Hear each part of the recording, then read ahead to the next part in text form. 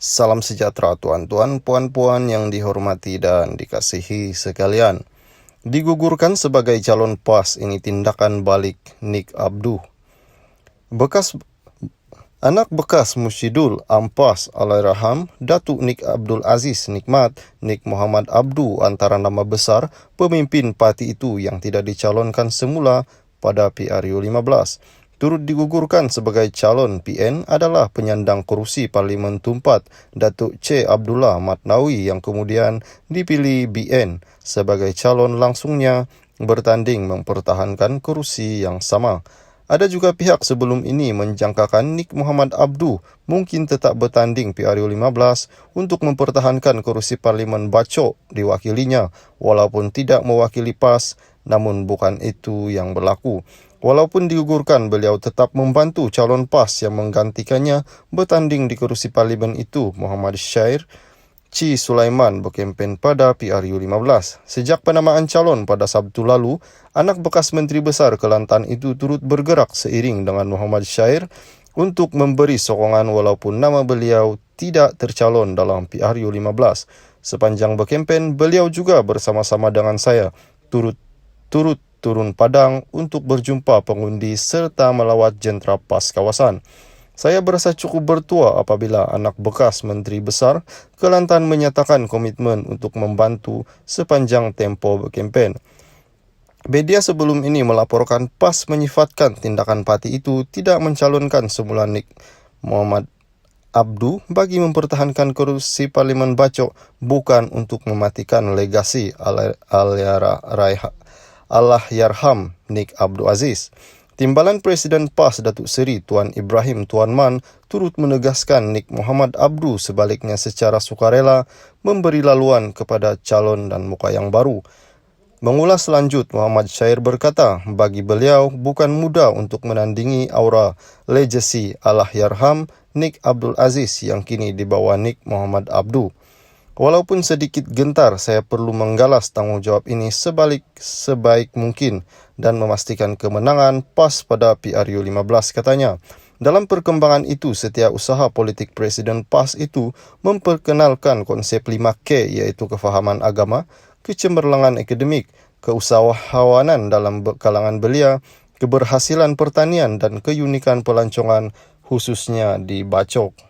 Salam sejahtera tuan-tuan, puan-puan yang dihormati dan dikasihi sekalian. Digugurkan sebagai calon PAS, ini tindakan balik Nik Abduh. Anak bekas Musyidul Ampas Allahyarham, Datuk Nik Abdul Aziz Nikmat, Nik Muhammad Abduh antara nama besar pemimpin parti itu yang tidak dicalonkan semula pada PRU 15. Turut digugurkan sebagai calon PN adalah penyandang kerusi Parlimen Tumpat, Datuk C. Abdullah Matnawi yang kemudian dipilih BN sebagai calon langsungnya bertanding mempertahankan kerusi yang sama. Ada juga pihak sebelum ini menjangkakan Nik Muhammad Abduh mungkin tetap bertanding PRU 15 untuk mempertahankan kerusi Parlimen Bacok diwakilinya walaupun tidak mewakili PAS, namun bukan itu yang berlaku.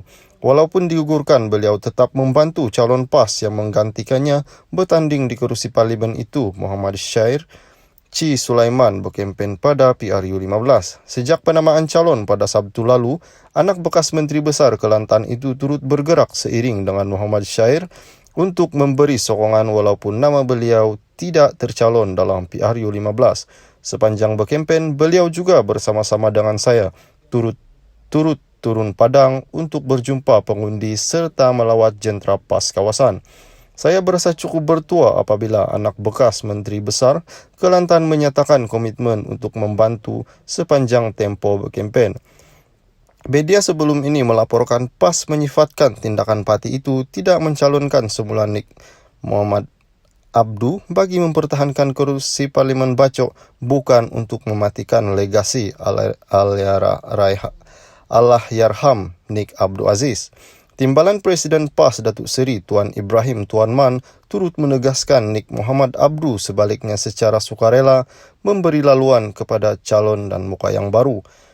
Mengulas lanjut, Muhammad Syair berkata, bagi beliau bukan mudah untuk menandingi aura legasi Allahyarham Nik Abdul Aziz yang kini dibawa Nik Muhammad Abdu. Walaupun sedikit gentar, saya perlu menggalas tanggungjawab ini sebaik mungkin dan memastikan kemenangan PAS pada PRU15, katanya.